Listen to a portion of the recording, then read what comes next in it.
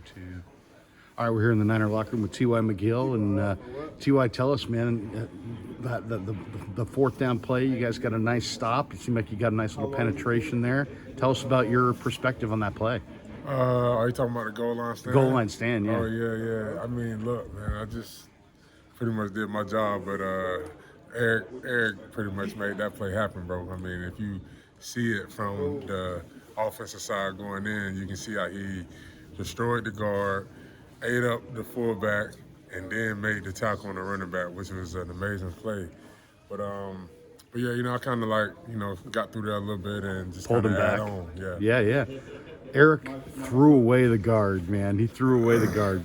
And then it looked like he made the play on his knees. Right. I mean, that's what I'm saying. And he took the shot like right to the stomach. Right. I mean, it was quite the shot. Just a big boy ball. And then the running back's legs were still churning. You read that, kind of jumped in and grabbed his legs and pulled him back. Right. Great moment in the ball game for sure. All right. He just jumped in like a little chicken. Little chicken gives it. He's giving you crap. Yeah. Tell us a little bit about right now this D line, because you're playing in a rotation up front and you're playing with leverage. You're staying low. And you're playing well. I mean, talk a little bit about the group right now, because you guys as collectively are playing well. I mean, I just think we just got to just keep stacking weeks, man. I don't think we played our best by any means last week. But like I said, just come back. We got the dub. Come back this week. Stack another week. Get better. Work on our fundamentals.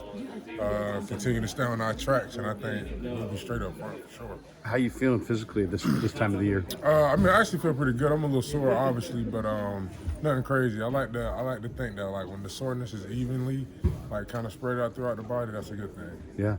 Tell me a little bit about Arizona this week. You watched them probably a little bit already on film. You've already played them. Right. You're a veteran. What do you see? I mean, we've got two big, strong guards that we're going up against this week. I mean, both of those guys play with a lot of power. They play with leverage. Even though they're bigger guys, they still play with great leverage. I just think it's gonna be a challenge for sure, just to be able to be consistent in our scheme against those guys.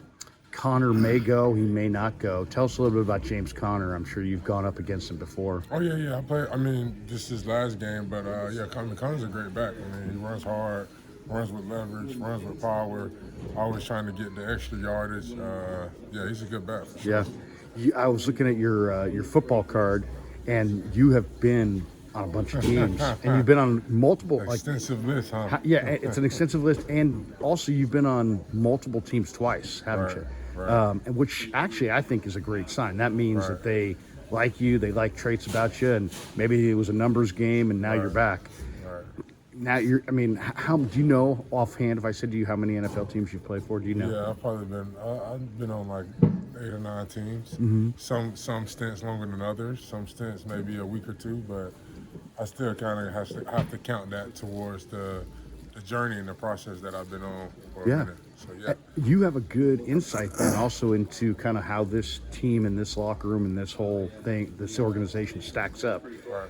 How would you describe your experience here compared to the places you've been around the league? Well, it's kind of a lot to compare to right now, and I don't really want to you don't want to comparison, but what do you like about it? I just know that everything works out for a reason. I feel like the way that we work here is no mistake why we've won as many games as we won consistently in a row. Cal does a great job of taking care of us, and we go out and practice hard each day. What do you think of Stidham this week? Look, man, like guys may say, media may say, hey, man, this guy is a backup quarterback. I'm a tryout guy. Every guy that I get on the field with, I have mad respect for. And, hopefully, maybe if it's the same with me or not, it doesn't matter. But I just know what I've been through, and I know how hard it is to play in this league, not only as a D lineman, but as a quarterback. So I have mad respect for that guy for sure. He made a lot of plays. Absolutely. Jacobs, some guys in here were saying that Jacobs was the best back you guys faced this year. What do you think? What makes Jacob such a good back in your I mind? mean, just how hard he runs and with the vision that he runs with. I mean, he's a great back. Like, it was actually a play that I thought he was coming outside, and I shed it outside, and he was nowhere to be found. He was back inside. You know what I mean? So he's very elusive. He runs with power, and he has some good speed on him as well.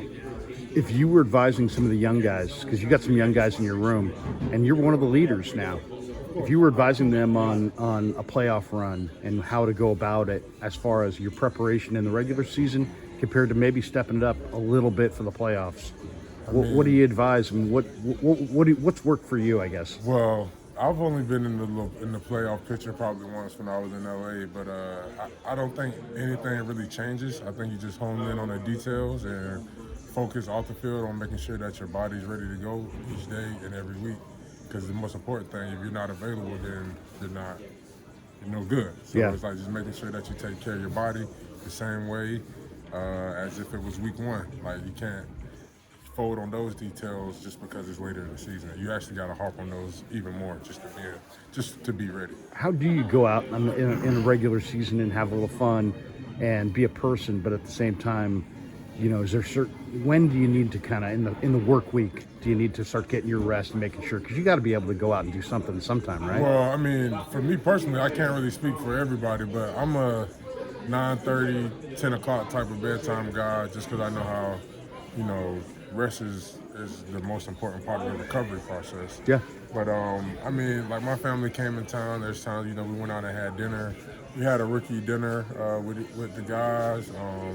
I mean, there's definitely times that you can kind of go hang out, but it's not like we're just going out partying. You just Right. go out and get a little dinner or something like that, and that's pretty much it. I mean, once you're in the season, you're in the season.